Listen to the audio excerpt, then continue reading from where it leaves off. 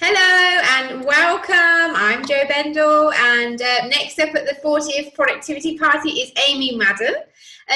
Before we jump into the juicy stuff, I'd really like to introduce you. So Amy calls herself an inner critic analyst, adventure-esque, and general mischief maker. This is going to be fun.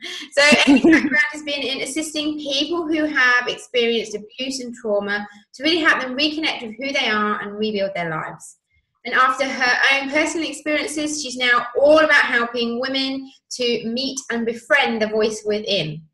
So I'm really excited to find out more. I think we've all got, obviously, a little voice inside our head that causes us grief. So today, are you focusing on fun, fast, or on target? Fun, I think. Fast, maybe, so. But fun, I think. Right, so I'm going to set the timer. We've got 3 minutes. If you want to just, give us some tips, and we'll be very grateful to listen. Excellent. Well, firstly, of course, happy birthday to you, Jo. What a present to give to you. Happy 40th, and thank you for letting me join your party. Thanks for coming. I'm here to tell you about why naming your critic is the funnest way to productivity. Is that a word? The funnest way? Never mind. The funnest way to productivity when you're dealing with an inner critic or an inner naysayer. So I just want to be clear that there are many, many types of inner critics. When I'm talking about this stuff, I'm talking about 3 particular types. So the ones that will delay you from what you're trying to do by sending you on a goose chase to do everything else first. That will distract you from what you're trying to do by maybe convincing you that there's other fun stuff to do first, or the ones that will disillusion you. So the 3 Ds really, that disillusion you by making you believe that you don't have something useful to offer, or people won't like you, or they won't like it, or it won't be good enough. So my big tip is to name your inner critic, to give it a name. And so how does naming your inner critic help, aside from making you feel like maybe you've got a few personalities inside you? It helps because it's a little like shouting, hey, you, or hey, in a shopping centre. You're not actually going to really get anyone's attention. Everyone will assume that you're shouting at someone else. And so you're not really going to get anyone's specific attention. So when you name your inner critic, you purposefully address the particular critic and the particular habit that's happening, and you immediately call it to light and get to look and call attention to what's going on. When you name your critic and you externalize her from you, it's no longer you that's procrastinating. It's no longer you that's bad at time management. It's no longer you that's being basically unlovable. It's your critic that's causing that effect. And when you name and externalize that critic, you can tap into all that excellent advice-giving capacity that we as humans have. We love to give advice to everyone else, so why not to ourselves? And tap into some of that wisdom because it's in there. Basically, naming your critic will shine a spotlight onto the issue.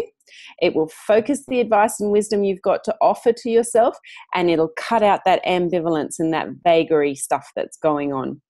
Also, this is probably the fun part. If you give your critic a stupid name or a fantastical name or a fun name, so for example, like Goosey Lucy or Crazy Christy or even like Belvedere, and I've heard tell you might have a name to offer there too, you can have a little giggle when you use it. So when you call your critic your name and tell her to pipe down or sit down or be quiet or focus and use your silly name, that'll probably give you a little bit of a giggle in the meantime, which is all kinds of good humor. You've got 10 seconds left. So it's going to lighten the mood. I'll talk really fast. It's going to lighten the mood. So faster, funner, productivity, name your inner critic. Just do it. Amazing. Thank you. This is so cool. It's so interesting because fairly recently it was been brought to my attention about naming my inner critic. And so I actually do have one. He is called Cecil. I heard about Cecil. I think from Abby maybe. Cecil's on the internet now. He's out there. And quite at the moment he's on holiday, which is really handy. But I love it when inner critics go on holidays. That's not the first time I've heard that. And it's brilliant. And it just makes me buckle. It's so good because I can now be like, oh, well, Cecil, that's just really not helpful, or that's just Cecil talking.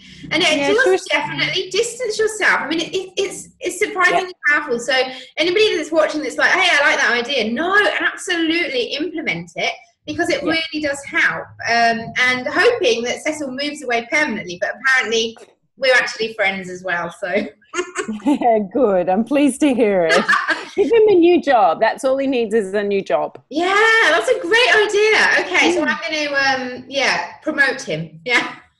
So thank you so much for sharing that. It's really exciting. I'm sure we all love to explore it more, and especially how much fun can we have with the names. So yeah, I'd love to hear everyone's names.